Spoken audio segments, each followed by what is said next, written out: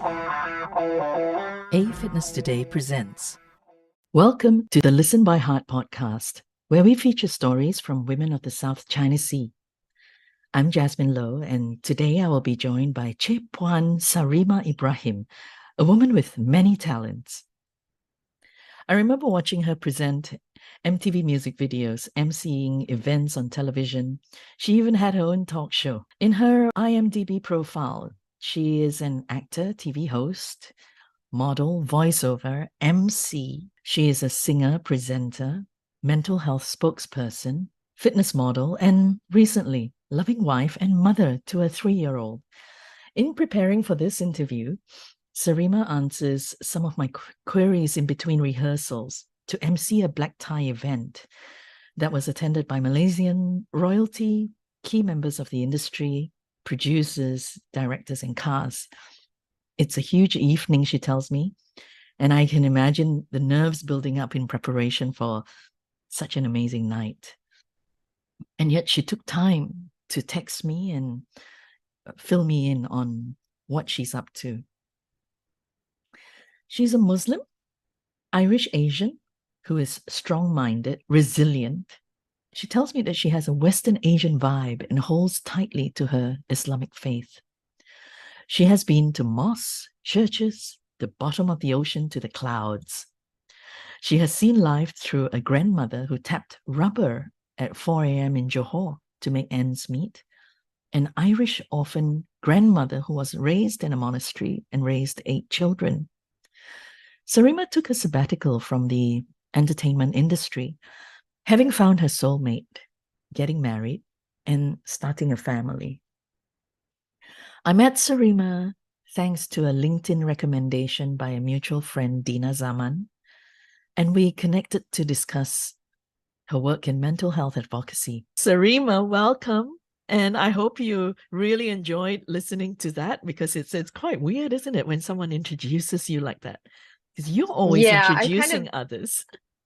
Exactly. I kind of sort of zone out, sorry, because I think I don't know if it's an Irish or an Asian thing where I feel very, very uncomfortable with people talking about anything I've achieved or done. It's a weird feeling. I But think it might be more of an Irish, actually no, Asian as well.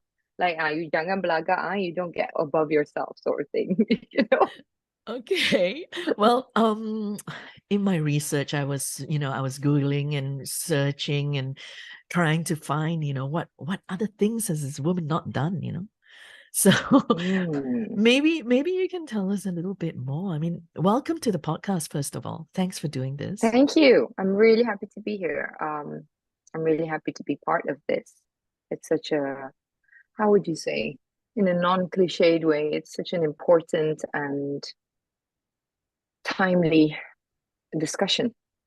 Yeah, Yes, I would indeed. say in the world, We because the question of being a woman and what is a woman and what are women and who are women is very much being asked right now.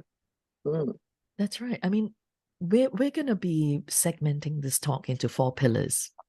So the first pillar basically talks about your identity, who you are. And I can just Yeah. imagine growing up, it must have not been easy. Um, I don't think anybody's life is ever easy because there's never been no one's born with a booklet or like a guideline to how to live this particular life. And I was just having a conversation with a lady yesterday, a friend of mine, and she said, I need to ask you a favor. And I said, oh, yes, what is it? In the middle of doing my show. And I always have this guilty thing, like I've got to be there for friends and family, even though I'm doing 75 million things at the same time. But it's just the way I feel, and I need to do it when my friends call. And she said, I need some advice. I'm feeling lost and I'm feeling a fear of failure. And I thought, oh my goodness. And I just said to her straight out, I said, what is living if it's not including failure and success? And I said, the only time you will not make mistakes is when you're dead, you know? And I said, it's what you do with those mistakes that really matters. And not what you do for others, but more what you do internally, in the sense that, you know, every single day we're probably making a mistake. And the only time you know you're making a mistake in life is when you look back in hindsight. Because any step you take is a step into the unknown. And I said to her this, and she just said, "Oh my God, I feel completely different." She said, "Maybe you're right. Maybe the mistakes I've been making and what I'm doing, it feels like my life is tough and it's so hard." And I said, "Well, that's you living then, isn't it?" I said, "Well, being alive is hard. Birth itself was hard. Pregnancy is hard. I don't think there's any part of being a human being that's not hard. Even death is hard for most people. So, is life hard and was my life hard? I think my life was just a life like everyone else's. And my circumstances here and there may have been a bit more challenging, but certainly not as challenging as others, or I would prefer to say different. And that's what's amazing. That's what makes every woman and every individual unique. Because people say, "Oh, everyone's the same at the end of the day." And I go, "No, no, no, no, no. How could we possibly be the same? Whether we're the same religion or the same gender or the same family or even the same parents, nobody is the same because every circumstance impacts an individual differently." So I had an interesting life, I'd say, Jasmine. And where were you growing up? Well, I was born in Ireland to a 21-year-old mother who gave birth to me on her 21st birthday night. Wow. And I don't know if that was the best party to have when you're 21, but yeah, my mom and dad Absolutely. met when Absolutely. they were very young, and I was the first. I'm the first of four siblings. I have three younger brothers, separated by massive gaps of 6 years, 6 years, and 4 years. Pretty huge. Um, but yeah, I was born in Ireland, and my dad is from Johor, and Mhm. my mom is actually from Kilkenny in Ireland. Kilkenny. And Okay.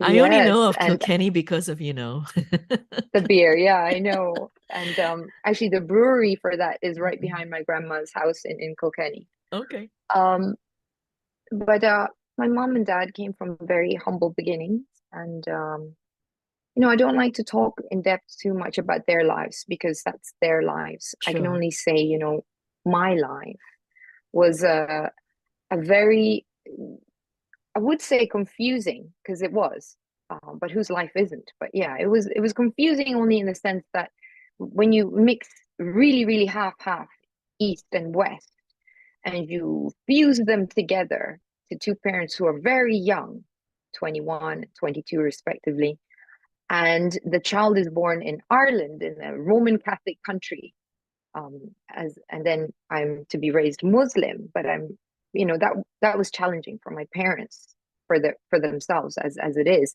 But then for me, I guess, you could say it's confusing, but you could also say it was very colorful. You know what I mean?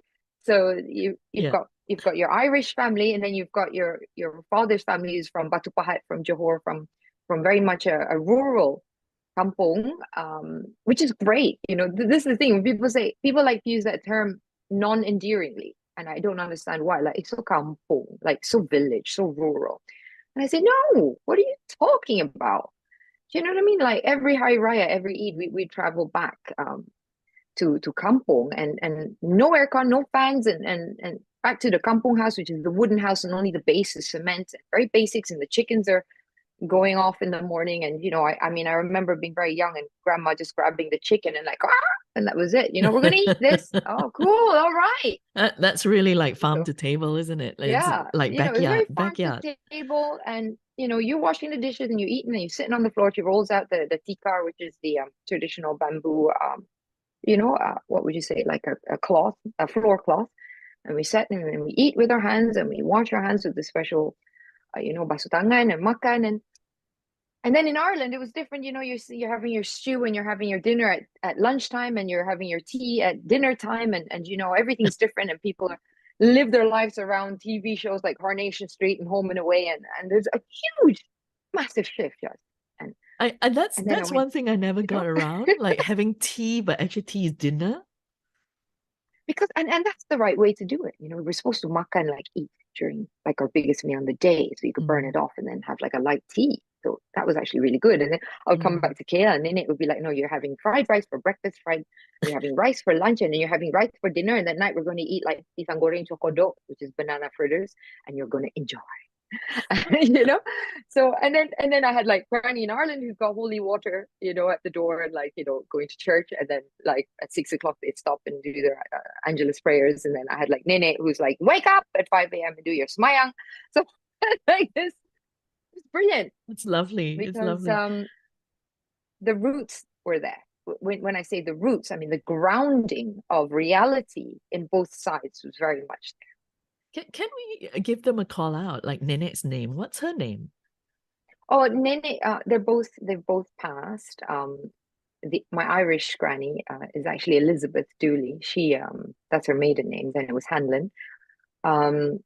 Granny passed away a couple of years ago, and unfortunately, I couldn't be there. And that's one of the saddest moments in my life, because the day that Granny in Ireland passed away, I'd started my first day of my contract on radio on a breakfast show. Right. My first day, Jasmine, to go and entertain the nation on a breakfast show. May she and rest I get a in call. peace. Yes, and that's one of the challenges of my life, I guess. Being an entertainer, you've got to, I bawled my eyes out, but I couldn't fly. I couldn't go back for Granny's funeral in Ireland because I'm here, and then the radio show had to go on, and it was first day, and there's no replacing. That's the thing. There's no such thing as taking an MC when you are a public figure, because there's only one of you. So you can't just say, okay, I've got to go back for an emergency unless you're dying or in hospital. And the other granny who passed away more recently is Sharifah. Nene Sharifah was the one from Johor. Yeah. Bless So them Nene both. Sharifah was actually Chinese, and she was adopted when she was very young by a Muslim family. And so she's actually a Chinese Muslim, but lived her life entirely like she was a Malay person, because the community was as such. So basically, if we were to look at identity, you would basically embrace the world. You've got the world in you. Yeah, I probably say so, because there's the Chinese, there's the Malay, which is from my Atuk side, and then there's, on my Irish side, Granddad also had Sicilian blood. Right. So there's like a Italiano. massive, yeah. Okay. Explains the fiery temperament, but yeah, got the Asian side to balance it out, So I've got the financial side from the Chinese side. I've got the relax, enjoy your life from the Malay side, and then I got the fiery temperament and the sort of like, cry even if there's death from the Irish side. I mean, laugh even if there's death. So with their wakes and whatnot. So there's a big, massive mix there. Yeah. Sorry, mom's coughing. So I'm recording, and my mom is actually behind me trying to make me hear her stuff. actually. I love how she laughed. She laughed at that part though. That's so funny. I mean, she coughed at that part when I said laugh at death. She went, oh. Yeah, well, you've got to laugh in life. You see? Yeah, absolutely. Even when times are tough. So I understand you moved around quite a bit when you were younger as well. You were traveling quite a bit as a child. Different schools. If it wasn't confusing, yeah. if it wasn't confusing enough, the amalgamation of races and cultures and religions, then there was the addition of Dad being part of the airlines family. So Dad working as an engineer in the airlines, and several airlines across 10, 15 years meant that we moved countries too. So we lived in the United Arab Emirates, then we lived in Malaysia, and then they lived in India, and I came back here to study. So it was all over the place. So I felt like a bit of a chameleon, because that was probably the beginning of me transforming and adapting to situations before becoming an actor, even, because you just have to move with the flow of where you are. So yeah, I moved schools maybe, I would say 12 times at least. Yeah. So Do you keep you in don't touch with really, any of your like former schoolmates until yes. today? Uh-huh. And that's how I got some photos, and that's how, when I go on holiday and stuff, I do catch up with a few. There's only like a handful. Because I mean, how can you form connections and bonds that are strong enough when you're sort of jumping like a nomad? That's Do right. you know what I Yeah. mean? Yeah, must have been But challenging. so, and that's probably why it's funny because I'm talking to you now, and then something just clicked. Because, I often wondered why I was a bit of an oversharer for a few years there before I stopped doing that. And I think it was because when you shift and you jump, you have to share as fast as you can to connect. So instead of like playing the slow waiting game of I get to know you, you get to know me, I was straight away like, I don't know how long I'm going to be here. This is who I am, blah, blah, blah, blah, blah. Can we connect? Yes or no? Next. So that is something I think I've just realized is possibly the reason why, I tend probably to open up very quickly to people. That's Hmm, note there to you go. There self. you go. Notes. Like, why would you share? Like over the years, people say, I would look back and go, how did I tell this person too much? And I never quite understood. And I think now I know. Like actually verbally saying, it's because I had to connect so fast. Okay, I got think it. it's also because you're very transparent with yourself. I think it's like this is who I am, you know. So Yes. don't make assumptions. This is who I am. Ask me. Ah, I Good. like that. So But I you still think it's because I had to connect fast. probably. Yeah, I can imagine because then you're like, okay, I don't know how long I'm going to be here, and you just have to prepare to travel Yeah. again, isn't it? Yeah. People often say to me, you're going too fast, Sam. Are you going too fast with everything? And I'll be like, no, you don't understand. We could all die now. You know what I mean? And it's so morbid, but it's not about being morbid. It's about, I've always been like, grab the reins and just go, Okay, in life. before we even talk about like, grabbing the reins and going with your career, your new phase 3, yeah? You've been Gosh. busy building a family, right? So, and Yeah. I understand you've given birth to a baby girl who carries the bloodline of one of the nation's great founding fathers, His Royal No Highness pressure. Tuanku Abdul Rahman, Malaysia's first Agong King, whose That's visage right. is imprinted on Malaysian ringgit notes. Betul. Yeah. Yeah. That's That that's that's a that's a big thing to carry on your shoulders. now that you say it, yes. When you put it like that. Um, yeah, because when I met my husband, uh, Nazimuddin's his name, but for close friends and family, it's just shortened to Jamie. Don't ask me why, but everybody's got sort of like an easier name when it comes to really long royal names. But I didn't know. I didn't know who he was. Very strange. And I was sort of jaded when it came to relationships. I was like, maybe I'll just do this alone, and I'll save all my money and buy things for my family and myself and go on holidays, wahaha, and spend my entire life backpacking, in between shoots. And then, the way it is with life. One night, I was dressed in a Gatsby outfit, Jasmine. Like, I honestly was dressed up in a Gatsby outfit. I just emceed a huge event at one of the hotels, a corporate client, massive crowd. And my friend called up and said, "You've got to come out. You're working too hard." No, no, no. I'm in a Gatsby outfit. I'm not going anywhere. I'm going to drive home and I'm going to eat food. And then she's like, no, no, just come out, lad. There's somebody, I'd like you to meet. And I was like, oh God, here we go again. I'm just not into this dating thing anymore. I've given up. And so I went. It's, me being me, grab the rein, you might die tomorrow or today. So I went and the person that I was intended to meet, and I just looked at him and thought, no, this is not my kind of human, but nice person, but not my kind of human. I think I'm just gonna go home. And then I went to the ladies, I came back, and everyone at the table had dispersed and were sort of talking to other friends. And then I was only left with Jamie. And we looked at each other, and I was like, hey, this is awkward. One person left. I said, so who are you friends with? And he goes, oh, I'm friends with such and such. And where is everyone? They've all sort of dispersed. And then he went from there. And I went, so where are you from? And because he looks kind of mixed too. And then we started talking, and then we just talked for 4 hours.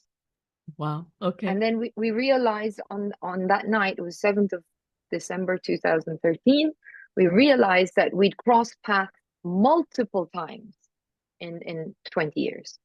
I'd emceed events he'd been at. I'd emceed events for his family. I'd been at events and celebrations that he was at, but we never met. It was so weird.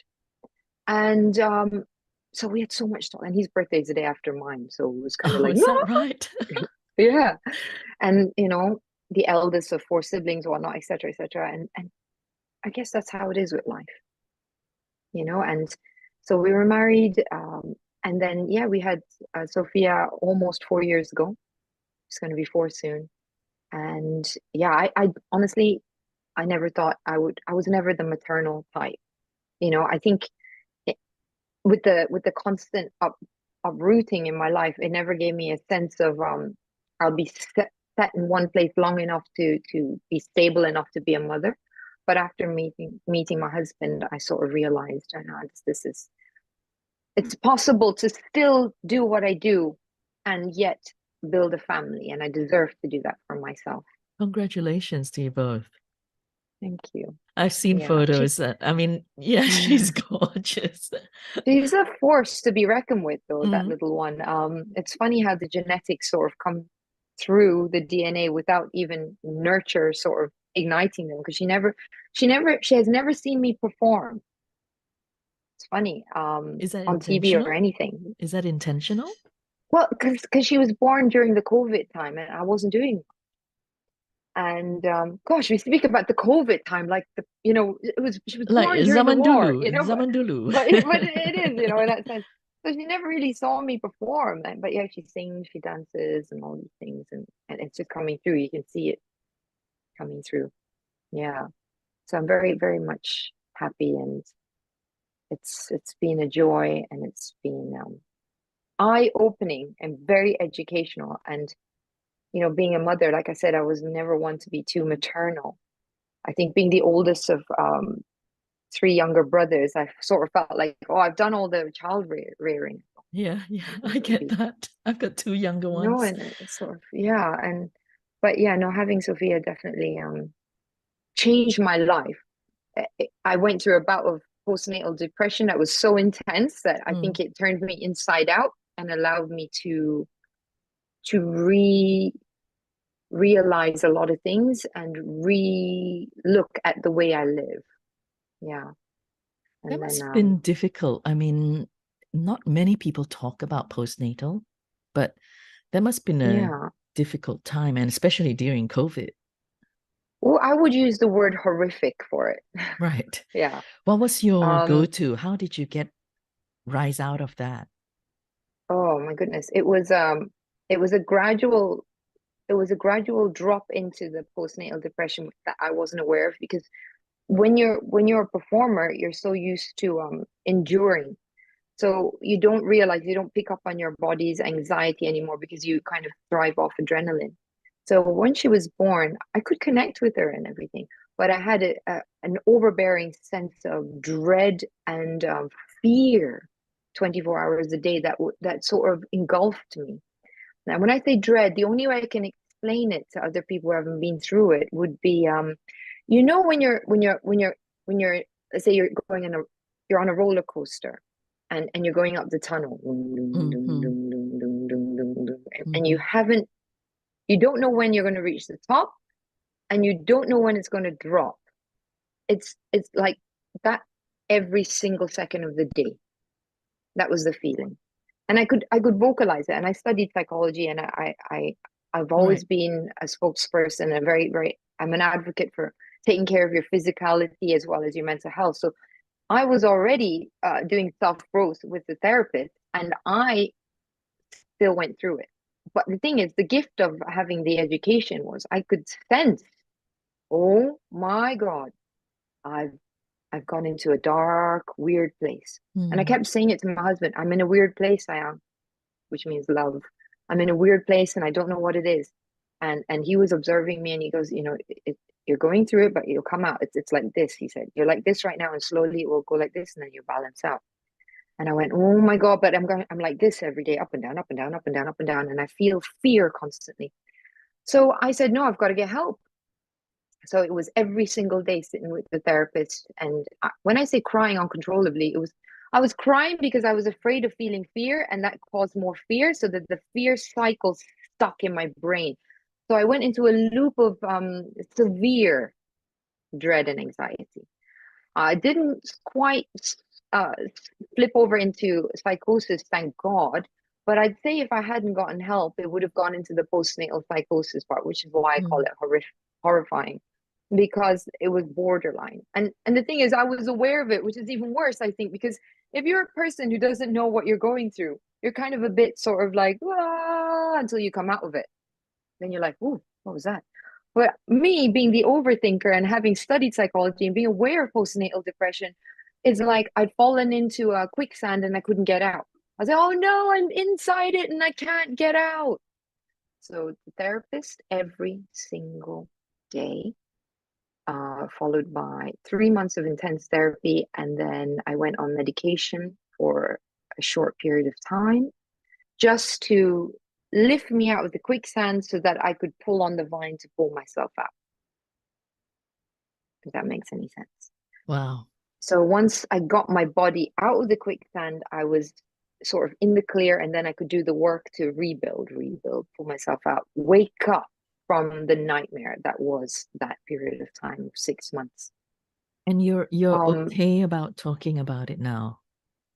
yeah, because everyone goes through it. It's just that when they're inside, I mean, everyone who does go through it or who's aware that they've gone through it or is going through it knows what I mean here. And I think that it's not something to be like ashamed of, because I feel like it's almost like, you know how people talk about puberty. Oh my God, he's going through puberty, or she's going through puberty. She'll get over it, or they'll come out of it. It's a period of time. It's the hormones.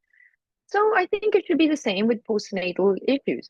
It should be accepted by society in the sense that, oh, okay, so you're going through this postnatal in a really difficult way. Your hormones are have gone whack and it's messed up your brain for a while.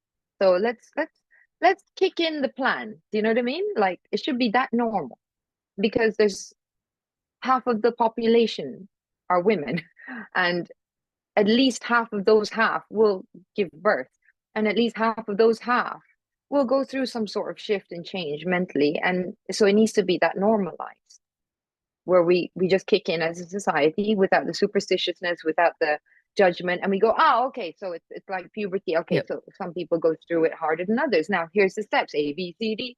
It should be even, when you check in the hospital, I think there Mm. should be like the doctors or whoever should go, okay, so the day after you give birth, you might experience A, B, C, D, E, Mm. F, G for the next week or month. And so this is what we have to support that process. And I think that needs to be something as normal as sanitary pads or menstrual tablets with menstrual pain. I think that's a really good I idea. That toolkit, for mothers to Yeah, be, basically. yeah. It's So like a like if you toolkit. don't go through it, fine. But if Yep. it happens to you, here's the book, or here's Yep. the guideline, or here's the Yep. numbers to call, or here's the steps. And if you feel like you're dying and you're stinking and you cannot breathe, well, this is normal. Hang on. And I think that would really help so many women in the world to just go, okay, so it's like a puberty thing, for example. Do you know what I mean? I Like, think it even like, helps with you talking about it, even helps because you're yeah, you're talking about it. that's why I talk about it. Mm. Because like if we don't talk about it, then it will be just like, back in the olden days when people were like, oh my God, puberty, or there's something wrong with that person, or, certain milestones were not hit by a child or whatever. And, they throw them in mental institutions, etc. But now we know better. We know there's different ways of learning. There is autism, there's different spectrums, etc. And there's ways of coping with ADHD or whatnot. And people are not labeled as mental and thrown into a mental institution, locked up in a straitjacket. So the same needs to apply with the education for women, and when we go through postnatal, and not just the women, like the husbands or the partners and the family and the people that support them, so that they can go, oh, okay, so we were warned about this, so she's the postnatal depression is kicked in, so this is what we need to do. Because otherwise, you've got the fear that just gets so big, and then a lot of people, you'll see a lot of unfortunate, like self-harm or child harm or domestic abuse or divorces that come quite shortly after a woman has a child or multiple children. And I do wonder if there is any further studies that have been done to correlate the postnatal depression with these incidents, because I think that there could be something quite substantial that will come from that kind of research if it's done. I mean, it would make sense, Thanks for you diving know? into that and for being so candid and sharing that. From playing an undercover prostitute cop to playing a women's rights lawyer, activist, and your roles have been like, and then you've been on Disney Channel Kids, Yeah, been on the 20 live award shows, Icon yeah, ASEAN singing competition, and then you were the host for that TV series, The Biggest Loser, Asia Hallmark. yeah. I mean, how do you select your roles? And, has it been like a series of serendipitous events? Yes, it has been the latter, honestly. It's I mean, I started off like I just went for an audition when I was 19 and a half. I was working in the restaurant and studying, and they said, "Oh, there's a drama, a TV series, or something ridiculous, like 60 episodes for a company back then called HVD. And they were producing, it was like a factory of TV shows, like, like 200 episodes, Um, and I was in one of them, and a colleague who was another actress said, "Oh, tomorrow they're having an audition for a film. Mm, I think you should go, La Sarima. I think you never know." I was like, "No, la, I'm never going to be in films. I'm just happy doing this part-time work." Kaya cuba lah, just go and try. I said, okay. So next day I got in a taxi, went for this audition, and it was to co-star with Amy Mastura at the time in this film called Putri Impian 2, which was the follow-up to Putri Impian 1, which had been a hit, which is a story of it's like a Cinderella story in film. And I came in and I played the fiance of her love interest. So I was kind of the baddie, but I was nice and Ooh. kind of, yeah, I was the baddie, but it was kind of because it felt sorry for me because he'd fall in love with the main character and I was kind of pushed aside. So I then look, this is where it gets funny though. That was my first film. I wasn't even 20. And in the film, I fall in love, not fall in love, I look for a member of royalty to marry and I hunt him down. Art mimics life, It's or the so other way around weird. again. And so now, so when I got married, when I met Jamie, people were like, "Oh my God, it's like the film." And I'm like, "Please, no, I didn't hunt anyone down. Thank you." But yeah, so that was my first role venture into film. And I played this really strong character who was like, but kind of goofy, and then was like, he's leaving me, so I better find someone else. So that was the start. And then the other roles came because the directors saw me and then they were like calling me up. Now you got to do this. Now you got to play a policewoman. Then you're going to be undercover running around in your bra. And then you're going to play, you're going to wear a wig and you're going to be in Genting Highlands out in the cold weather. And you're going to play this woman who fakes her husband's death and you're claiming insurance and it's in a spy comedy. Oh my God, it was so funny, these roles. Have you And then had like finally, have you sorry, and then finally. this year I got the serious fighting for women's rights role, which probably come with the change and the shift in people's perception of me being a mental health advocate and whatnot, being a mom.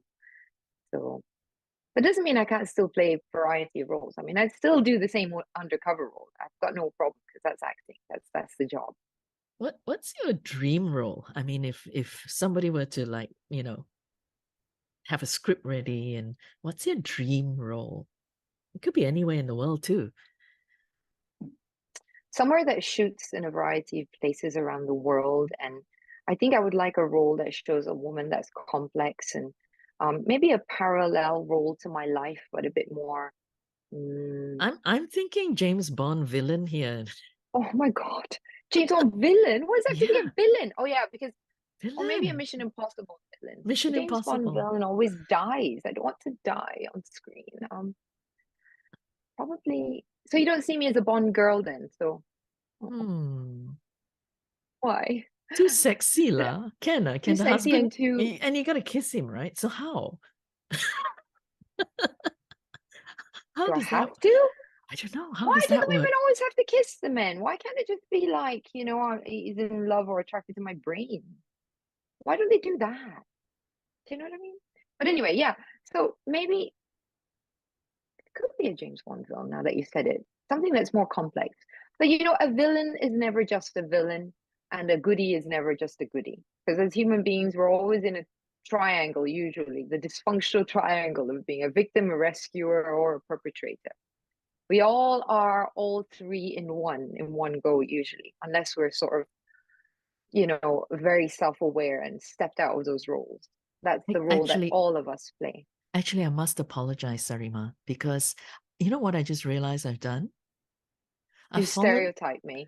Yes, and not only that, worse still, Oh, I've I've I've fallen straight into the play of a colonial girl villain James Bond hero. oh, So oh my you should God. have a film where you are the Jane Bond. Yeah, Good. why not? Wow. Because that's why when you asked me the question first, I said parallel to my life with a woman who's complex and has gone through a lot and survived it. And isn't that James Bond? That's actually more than James. Because who's James Bond anyway? He's just a British spy. Yeah, but he isn't. He's been through hell and he's had a lot of losses too. But why Mm, why not be a woman too, right? yeah, I Yeah, think we but I need to mean, of give course Ian there are other roles. Fleming's. We need to give Ian Fleming's admiration and scripts maybe a rest for this. But I think you might need a Yeah, totally new role of that heroine from yeah. or not I even mean, feminize it, hero. my favorite role by a female Mm, actress mm. of all time is Kate Blanchett in Elizabeth. Yes. That is my ultimate favorite role. I don't think anybody can beat her. She was fantastic. I like Gillian Anderson's portrayal of Margaret Thatcher. I love all the roles that Helen Mirren take on and Judi Dench. Mm, Um, I particularly like also Downton Abbey. I do like um, the way the women are portrayed there. They're not seen as just being victims of the circumstance. yep. I am not too sure about Bridgerton. I feel that it's still falling into a sort of a woke idealization of shift, Yep. which is not realistic. See, I've got no issue with being woke. The only issue I have is when the woke ideology is not reflected in reality. Does that make any sense to you? Yep. So I I'm think not that was anti-woke and I'm not woke. I have a feeling Bridgerton was also quite I mean, we all know what they're trying to do. And it was Yes. also the And timing, how it came out at that time. fair enough. But again, if it's not um, rooted in reality, I find it difficult to connect and believe. And not to say that I don't want it to be rooted in reality. The idealist way of looking at things, having a shift in perception for different people, different cultures, that's all wonderful. I mean, I more than anything would love to see that in the world. But I think we've got to be a bit more less pushy and let it sort of, organically happen rather than say, this is what needs to happen. Because the biggest hindrance to change is fear. And when, as human beings, we don't feel connected, there is that it's either you're afraid or you're intimidated or you feel insecure, right? So when you push things to people in any context, even if you just show up, if you're about to get on the bus and you say, "Give me my ticket," I mean, the bus driver's going to go, "Hang on, I was going to give it to you." So I think there's a way to do things that just need to look a little bit less forceful and desperate. That's all I'll say on that matter. So I have a question for you. If have you ever considered acting outside of Asia? Definitely. I mean, because I think that not being like full of assumption, but I would assume slightly even that I could represent many types of female embodiments within me. You know, I don't come from one particular aspect of being Asian or Western. I come from an amalgamation of both and different cultures and different upbringing, neither just privileged or just not privileged. I can see many sides to both cultures. So when it comes to Asia, I think we are like that. We are open now. There's a fair chance for everyone, but I don't think I need to put on a fake accent to fill a certain roles, idea. I can just be me because the whole world is mixed now in that sense. We're a mixture of ideas. We share, we speak, we do talk like this online. There's intermarriage, inter everything. And my biggest goal is to present to, I guess if you're asking me straight out what my dream would be to present to the world through whatever means necessary, and Hollywood happens to be one of them, the idea of a woman who is both Asian and Western, who can be a Muslim and not be the idea that they hold of us. That's probably where I'm at. Yeah, and that is something that I would like to demonstrate and offer, because I want to break those stereotypes that they have of Asian women. We can only do martial arts, or we can only do conservative, or we can only do super fierce and Yep. super anti-feminist, or we're super tomboys. Why the extremes? Just want to bring it sort of in the middle where it kind of tilts to left and right here and there. So I think that's still lacking in the industry when it comes in particular to the casting that's happening for actors and actresses. I think if I can say this, like what the world has seen so far of Asian actors is, I mean, okay, we have to cite Crazy Rich Asians because that really just took the world by storm. But I must Indeed. also say that most of the people cast in that film were of a particular heritage, and they were actually Exactly. Southeast Asian Chinese, most of them Southeast Asian True. Chinese or North Asian Taiwanese, Yes. so there's so many more layers to who Southeast Asians are. And Exactly. it's not like a stereotype. It's not like Asians Yes. are just one type of people. Asians are so rich, Yes. just One like color, one religion. Yeah. it's like our cakes, our typical Yeah. Or a Malaysian layered cakes, cake. layered cakes. Yeah. There's Different so many colors. layers and colors. Yeah. So I And if think, you look at our traditional cakes, often there's always like a base and a yeah. top and sometimes a middle. So we're very much, many, many layers to us. Yes, And yes, often there's a white layer at some point. So I like to say that I'm the green and white cake of yes. Malaysia, which is the kueh talam or the Sri Muka. And they have, two layers to them in the sense that, they're both half-half, and they represent two very different ways of looking at things. But of course, there's many different layers. I do love the layered cakes that have multiple rainbow colors, and that's my favorite also. Actually, on that topic of food, right? I must ask you, what are your favorite Mm. go-tos for makan? Oh my God, I am very much a rice person. Really? Yeah, I like rice and coconut. You give me anything with rice and coconut, particularly coconut milk, santan. I can't. It's just coconut milk and me. We were just meant to be. You know, um, I will honestly consume anything that has coconut in it. Yep.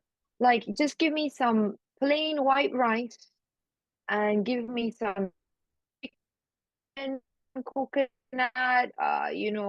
kurma chicken or honey chicken. Wow, best. Or ayam masak merah. You really It's sound like you basically love your chicken cooked food. in red sauce.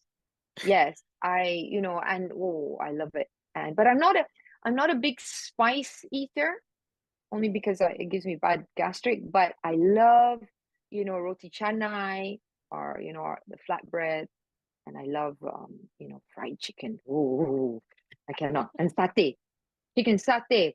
The sauce it must have the bigger chunks of peanut, not the sad little tiny pathetic sauce that sometimes you get that's got oil on the top and there's no peanuts there. What is this? Suddenly we So see yeah, you're like, promoting coconut already. I know. Maybe I should have a coconut drink. But yeah, so But I just, okay, yeah. I I asked if you could find like a piece of work that would inspire you or even a Ah, script. Actually, what if you hmm. were to read a script? Are you allowed to? Or is there anything that you won't read? Uh, Something that's, I have or something I available have a from monologue. a monologue? Or something even Yeah. available from Hollywood that's, saja. Like you can just do a script reading. Mm, But I you don't don't have to have do it anything now. specific. Yeah. You don't But I have to, have, yeah, you don't have to do it now. You can do it anytime, whenever you're comfortable. Tapi if you want to do it now, also can. ah. Well, first I wanted to read a quote by a very well-known author and physician that really says a lot for people in general, but specifically for women, Mm-hmm. because I think that we often play the role of being the caretaker in any family. That's just how we are. Um, Let me see where it was. I did share it with you earlier, and now it's just let me get on my phone. Got it. And this is by the author and physician Gabor Mate, who a lot of people see as very out there, but he's very well known for his book, Hungry Ghosts, in the Realm of Hungry Ghosts and the Body Never Lies. And I'll just give you the quote first before I think of what to perform. Okay. And he says, the very same brain centers that interpret and feel physical pain also become activated during experiences of emotional rejection.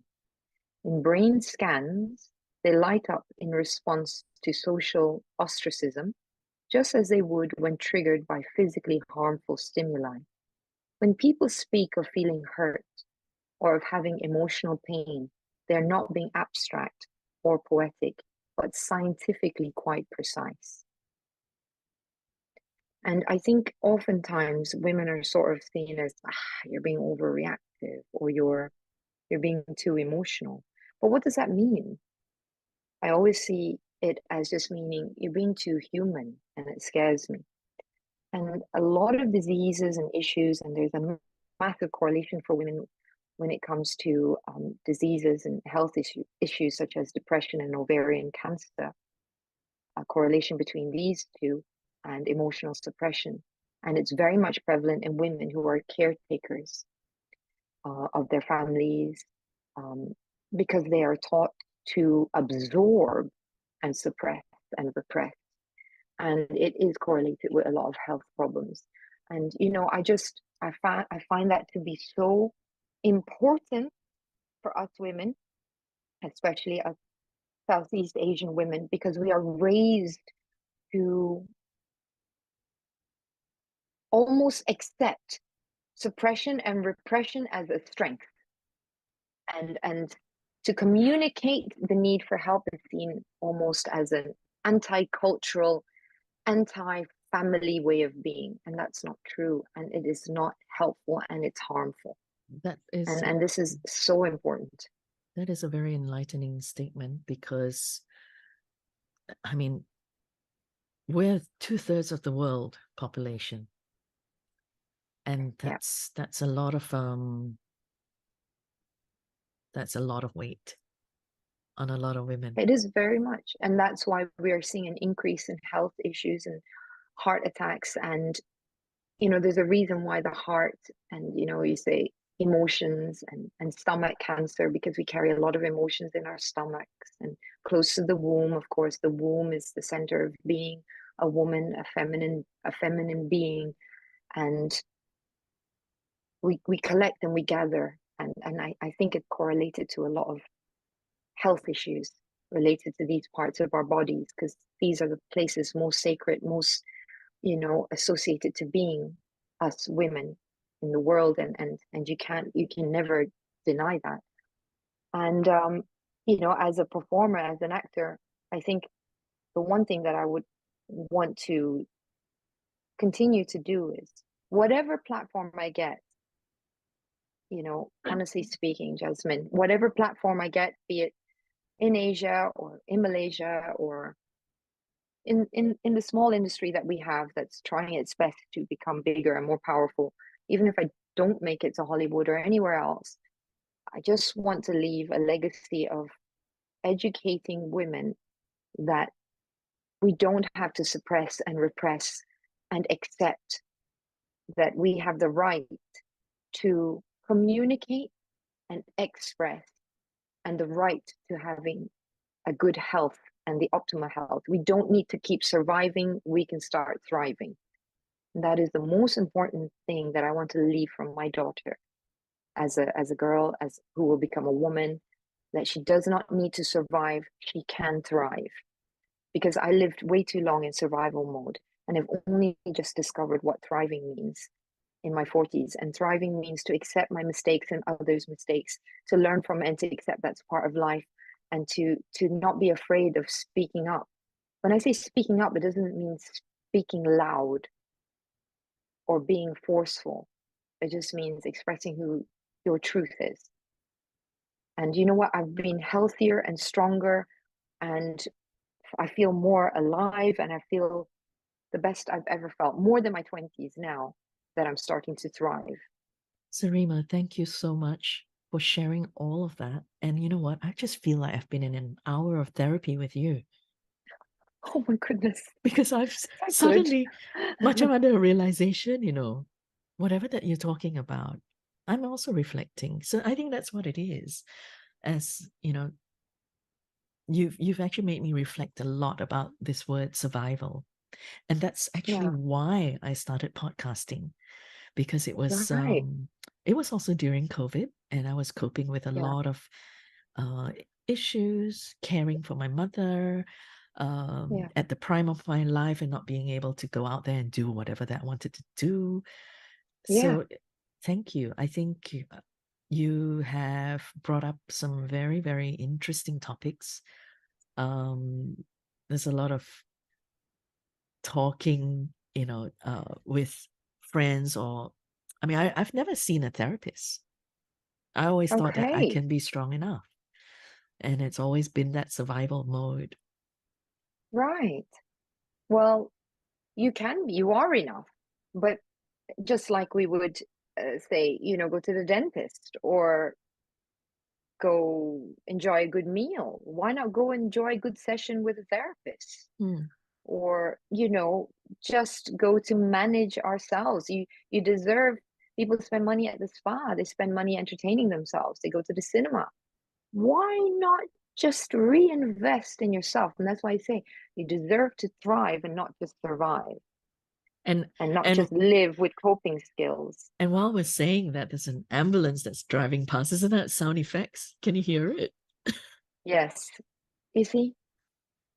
I And think I that's can't help, every time I see someone who's sick, the first thing that comes to my mind is, I don't always ask, why the disease or why the problem. I always go, what was the pain? There was always a pain. There was a deep-rooted pain behind it all hmm. that drove it. And that was ignored in that survival, I you remember there know? was a book that a very good friend of mine was reading. It was called White Medicine, as in white. Mm, And it's mm, talking about how emotions are all basically pent up, and that eventually, if it's not resolved, ambulance yeah. again. So this is a Oh reminder my for goodness. all of Yeah. us, all our listeners. Thank you so much for tuning in. Yeah. And this is Che Puan Sarimah Ibrahim, and Thank you for having me. she is currently in Kuala Lumpur, and I'm currently recording in Sydney. Thank you very much for being here, and we will come back again and see how you do your script reading. Thank you, mate. Can't do an Aussie accent, but maybe I can. Struth. Truth. Goodbye. It's true. Thanks, Sarimah. All That was right. Thank great. you That so was much. great. Thank Thanks for you. having me. Hello, I'm Sarimah Ibrahim. So this is from a show called Afterlife. And I like this monologue. It's the character Kath, played by Diane Morgan. It's just a very dry, tongue-in-cheek monologue, but in the sense that even though it's funny a little bit, it also has sort of a message that really resonated with me. And when I saw it, I was like, oh my God, that has so many meanings behind it. So I'm going to just read this monologue out for you and see what you think and what you take from it. Okay, so.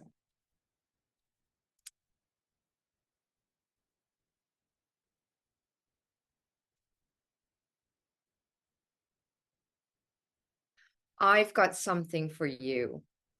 Crystals. They've got healing powers. Yes. How can you not believe in God? I mean, you're so narrow-minded. Look around you. It's so beautiful. Everything came from something. Everything came from nothing. I'm sorry, that's not even possible. The Big Bang. Really now? So who created the Big in the Bang then? I'm sorry, I can't. I can't. It's impossible. How can you not believe in God?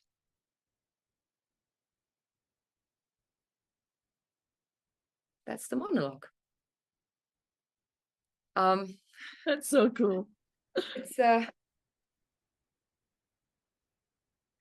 the it's quite, accent. you know what I mean? Actually, you know what? You know what would be really funny if we were to do that, but in a Malay accent. No, Can let's not do that. another version. Okay, what? Okay. You ready? Mm.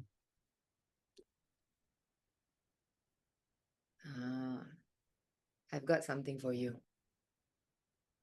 Crystals. They got healing power. Yeah. Hey, how can you not believe in God, lah? You're so narrow-minded. Okay? Look around you, lah. It's so beautiful. The Big Bang. Oh my God. Everything came from nothing. It's not possible. I mean, how can you? Then who created the Big in the Bang? Tell me. No. Sorry, yeah. I cannot accept it. It's not possible. Crazy, like, seriously, yeah.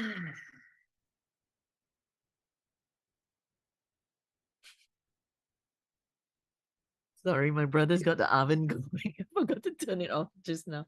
But that's a really cute sort of monologue. It is. Do I've you got write? one more. Do you write as well? Do you write stuff?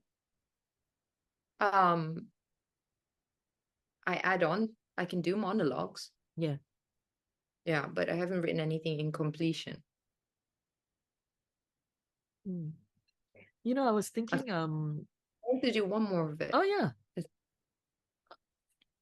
Okay. But it's very different take on it. Yeah. Go for it. Go for it.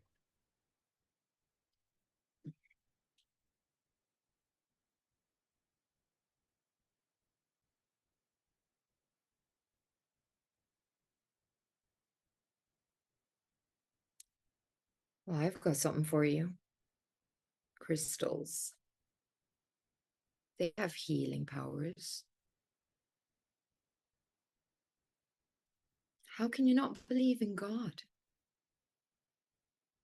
You're so narrow-minded. I mean, look around you. It's so beautiful.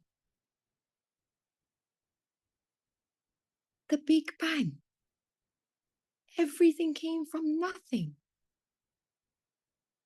It's not possible. It's just not possible. I'm sorry.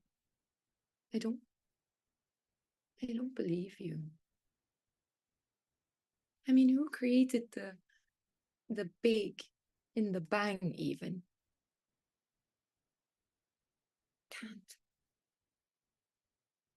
It's not possible.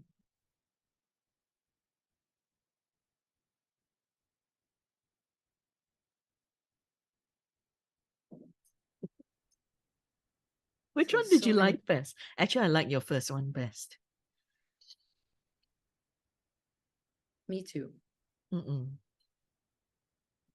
Yeah. Yeah, we'll go with that one. There you go.